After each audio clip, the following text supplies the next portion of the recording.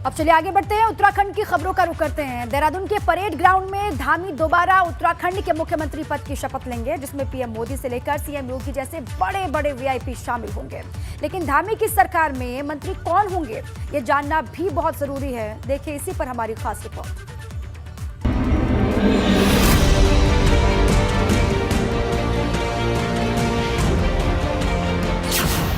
पहाड़ पर पुष्कर राज दोबारा,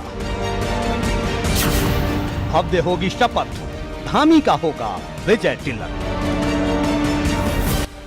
उत्तराखंड में इस वक्त अगर किसी एक नाम की सबसे ज्यादा चर्चा है तो वो है पुष्कर सिंह धामी, जो हार कर भी सूबे की सबसे बड़ी लड़ाई जीत गए हैं और अब उत्तराखंड बाहें फैलाए अपने 12वें मुख्यमंत्री के शपथ ग्रहण समारोह का इंतजार कर रहा है, जिसके लिए देहरादून का परेड ग्राउंड पूरी तरह सजकर तैयार है। 12वें मुख्यमंत्री के तौर पर पुष्कर सिंह धामी कल शपथ लेने जा रहे हैं और शपथ को लेकर पूरी तैयारियां हैं। आप देखेंगे तो परेड ग्राउंड में शपथ की तैयारियां शुरू हो गई हैं और आज शाम तक इसे अंतिम रूप दे दिया जाएगा। मुख्यमंत्री पुष्कर सिंह धामी के शपथ ग्रहण में प्रधानमंत्री नरेंद्र मोदी और गृह मंत्री अमित शाह, इसके साथ ही जगत प्रकाश नड्डा राष्ट्रीय अध्यक्ष भी शामिल हो सकते हैं। ऐसे में तैयारियां पुख्ता की जा रही हैं। सुरक्षा व्यवस्था को लेकर अगर आप देखें तो पुलिस का पहरा भी यहां पर है। पुलिस और यहां से एसडीएम खुद यहां पर मौजूद हैं, जो सुरक्षा व्यवस्थाओं का भी जायजा ले रहे हैं। साथ में किस तरीके से पूरा सीटिंग अरेंजमेंट रहेगा, इसको लेकर भी पुख्ता तैयारियां शुरू हो गई है। परेड ग्राउंड में कल भव्य समारोह होना है। इसमें उत्तराखंड के तमाम वर्गों से ऐसे विशिष्ट लोगों को भी आमंत्रित किया गया है जो अपने क्षेत्र में एक अपनी अच्छी पहचान रखते हैं। ये पहली बात है जब उत्तराखंड में कोई सरकार दोबारा सत्ता में लौटी है। यही वजह है कि भाजपा पुष्कर सिंह धामी की शपथ को न सिर्फ भव्य बल्कि ऐतिहासिक बनाने जा रही है, जिसमें खुद प्रधानमंत्री मोदी शामिल होंगे। जानकारी के मुताबिक पीएम मोदी दोपहर 1 बजे MI-17 हेलीकॉप्टर से देहरादून से दिल्ली के लिए रवाना होंगे और दोपहर 2:15 बजे पीएम मोदी देहरादून के परेड ग्राउंड पहुंचेंगे। वहां वो करीब 1 घंटे तक रुकेंगे और दोपहर 3:50 पर दिल्ली के लिए रवाना हो जाएंगे। पुष्कर सिंह धामी के इस शपथ ग्रहण समारोह में सीएम योगी भी शामिल होंगे, जो दोपहर ठीक 1 बजे देहरादून पहुंच जाएंगे।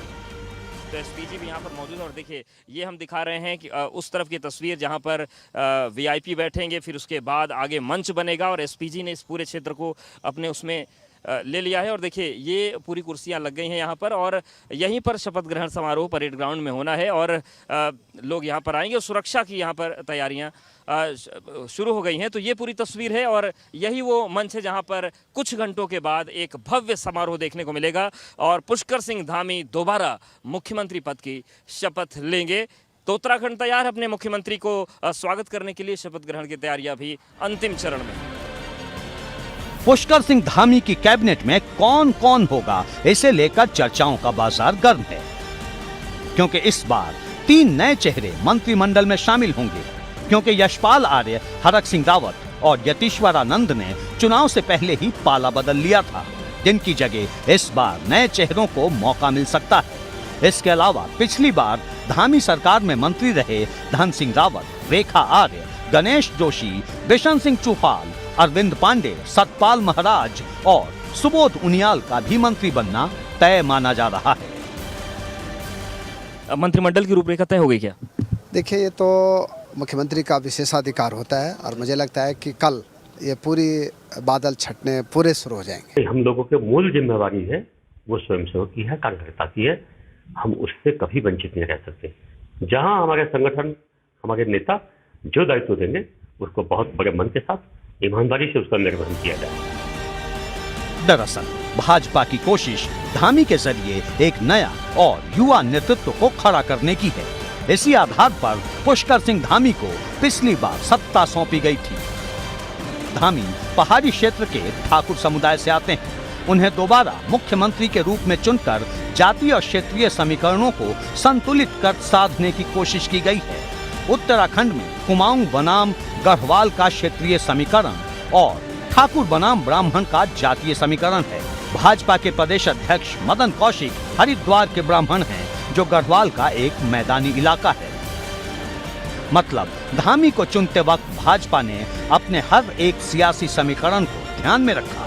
पर मुद्दे की बात यह है कि क्या धामी को फ्री हैंड मिलेगा, क्योंकि 22 साल के इतिहास में उत्तराखंड करीब दर्जन भर मुख्यमंत्रियों को देख चुका है।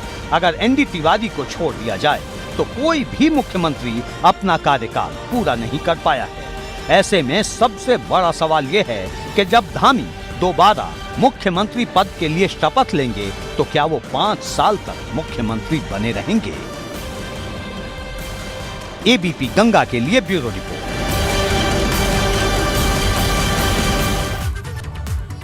तो एक तरफ धामी का आज शपथ ग्रहण है तो दूसरी तरफ यूपी में योगी सरकार की दूसरी पारी की शुरुआत की तैयारियों के बीच आज भाजपा के बड़े नेताओं की एक अहम बैठक होने वाली है, जिसके लिए यूपी के पर्यवेक्षक नियुक्त किए गए केंद्रीय गृह मंत्री अमित शाह और झारखंड के पूर्व सीएम रघुवर दास लखनऊ पहुंचने वाले हैं। और इस बैठक में अमित शाह के साथ योगी आदित्यनाथ, प्रदेश अध्यक्ष स्वतंत्र देव सिंह, यूपी भाजपा प्रभारी धर्मेंद्र प्रधान, संगठन महामंत्री सुनील बंसल और रघुवर दास भी मौजूद रहेंगे। और लोक भवन में होने वाली इस बैठक में सबसे पहले भाजपा के सभी नवनिर्वाचित विधायकों को लखनऊ बुला लिया गया और आज शाम तक सभी विधायकों को लखनऊ में मौजूद रहने के निर्देश दिए गए हैं। एक बड़ी बैठक होने वाली है क्योंकि 25 तारीख को शपथ ग्रहण का समारोह है, शपथ ग्रहण का कार्यक्रम है योगी 2.0 के लिए। उससे पहले जब दोनों पर्यवेक्षक पहुंचेंगे तो यहां पर एक बड़ी बैठक होगी। सभी जीते हुए विधायकों को बुलाया गया है। लोक भवन में विधायकों की बैठक होने वाली है और शाम तक सभी लखनऊ में मौजूद हों, इसके निर्देश है। और जो औपचारिकताएं हैं उन औपचारिकताओं को पूरा किया जाएगा क्योंकि 25 तारीख बहुत करीब है। 23 तारीख का वक्त आज हो गया है। बड़ी बैठक और फॉर्मेलिटीज को कंप्लीट किया जाएगा। गाजियाबाद से बड़ी खबर है, जहां विजयनगर थाना क्षेत्र के डीएवी चौक के पास निर्माणाधीन नाले की दीवार गिर गई है और नाले की दीवार गिरने से मलबे में 5 मजदूर दब गए हैं।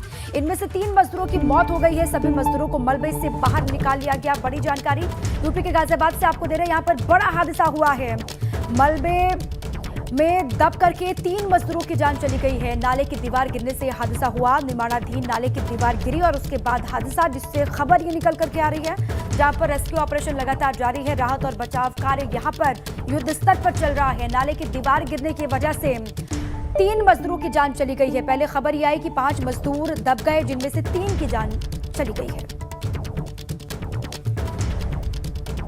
और अब बात अखिलेश यादव के टाउ प्लान की कर लेते हैं, क्योंकि अखिलेश यादव ने लोकसभा की सदस्यता से इस्तीफा देकर एक बड़ा दांव चल दिया है और 27 की लड़ाई के लिए लखनऊ को चुना है। और क्योंकि जब चर्चा गर्म थी कि अखिलेश आजमगढ़ की लोकसभा सीट और करहल की विधानसभा सीट में से किसे चुनेंगे, तब अखिलेश ने लोकसभा सीट से इस्तीफा देकर साफ कर दिया है कि उनके लिए लखनऊ ज्यादा जरूरी है। लेकिन सवाल बड़ा है कि क्या अखिलेश का ये दाव गेम चेंजर साबित होगा, क्योंकि इस्तीफा सिर्फ अखिलेश ने नहीं दिया है, आजम खान ने भी दिया है।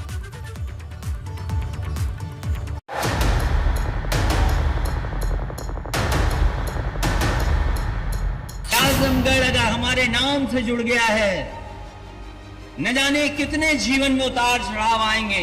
हमें कैसे भी सेवा करनी पड़े, हमें कैसे भी आपके बीच में रहना पड़े, हम सदन में हो नहीं हो, हम सदन में रहें ना रहें, वो हमारा रिश्ता आपसे टूटेगा नहीं, ये रिश्ता बना रहेगा। दिल्ली से दूरी लखनऊ है जरूरी। 24 नहीं 27 की तैयारी। अखिलेश के इस्तीफे पर सियासत भारी। अखिलेश का गेम चेंजर दांव यूपी में जमा पाएगा पांव।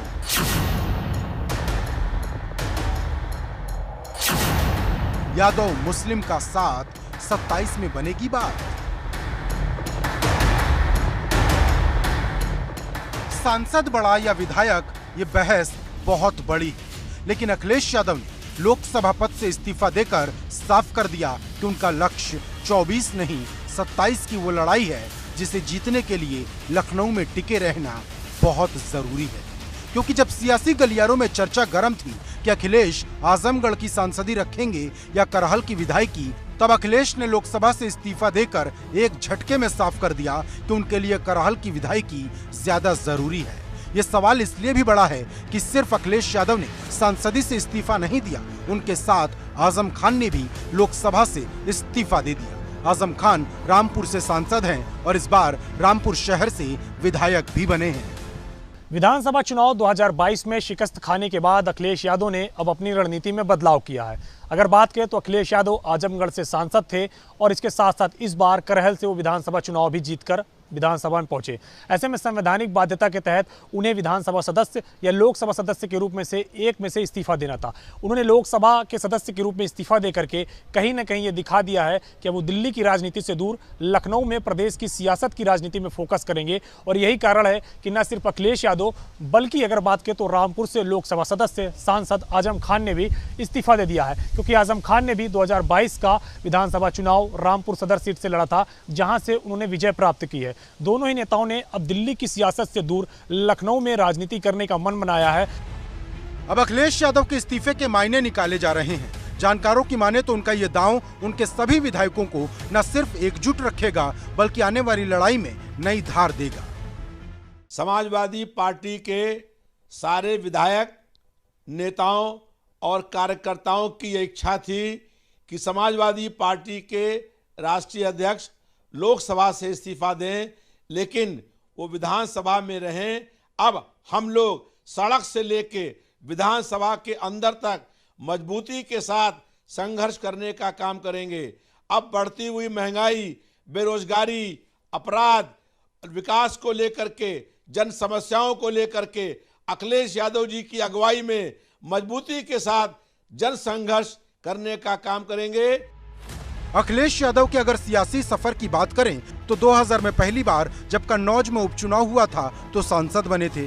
2004 में दोबारा कन्नौज से लोकसभा के सांसद चुने गए। 2009 में तीसरी बार कन्नौज से सांसद बने और 2012 में जब सपा की सरकार बनी तो लोकसभा की सदस्यता छोड़कर एमएलसी बने। 2012 में 38 साल की उम्र में यूपी के सीएम बने थे और 2019 में आजमगढ़ से लोकसभा के सांसद बने। 2022 में मैनपुरी की करहल सीट से विधायक बने। 2022 में ही लोकसभा की सदस्यता से इस्तीफा दे दिया। वहीं आजम खान का इस्तीफा इशारा कर रहा है कि 2022 में पार्टी को जो मुस्लिम वोट मिला उसे आजम के जरिए आने वाले चुनाव में पार्टी एकजुट रखना चाहती है, क्योंकि समाजवादी पार्टी में मुस्लिमों के लिए आजम से बड़ा कोई चेहरा नहीं। इसे उनके सियासी सफर से भी समझिए। 1980 में पहली बार विधायक चुने गए। 1985, 1989, 1991 में भी विधायक बने। 1991 में जब जीते थे तो पहली बार उन्हें मंत्री भी बनाया गया था। 2002 में सपा से राज्यसभा सांसद बने। 2003 में विधानसभा में नेता प्रतिपक्ष रहे। 2007, 2012 और 2017 में भी विधायक बने। लेकिन 2019 का जब लोकसभा चुनाव हुआ तो रामपुर से लोकसभा सांसद बने। 2022 में रामपुर शहर से सपा विधायक चुने गए और अब लोकसभा की सदस्यता से इन्होंने भी इस्तीफा दे दिया। लेकिन इन सब के बीच एक बड़ा सवाल ये है कि क्या अखिलेश फिर से यादव मुस्लिम वाले पैटर्न पर लौट आए हैं, क्योंकि एमएलसी चुनाव में सपा ने जिन 34 सीटों पर उम्मीदवार उतारे उनमें 19 यादव और 4 मुस्लिम चेहरे, और अब अखिलेश यादव के साथ साथ आजम खान का इस्तीफा भी इसी ओर इशारा कर रहा है कि पार्टी आजम खान के जरिए अपने मुस्लिम वोट को एकजुट करने की कोशिश में है, तो अखिलेश करहल से हर मैदान फतेह करने की कोशिश में है। हालांकि अखिलेश यादव ने फैसला ऐसे वक्त में लिया जब 2 साल बाद लोकसभा का चुनाव है। यूपी में लोकसभा की 80 सीटें हैं। कहा जाता है कि दिल्ली का रास्ता लखनऊ से ही जाता है। 2014 और 2019 में भाजपा ने यूपी फतेह करके ही दिल्ली का रास्ता तय किया था। Bureau report, ABP Ganga.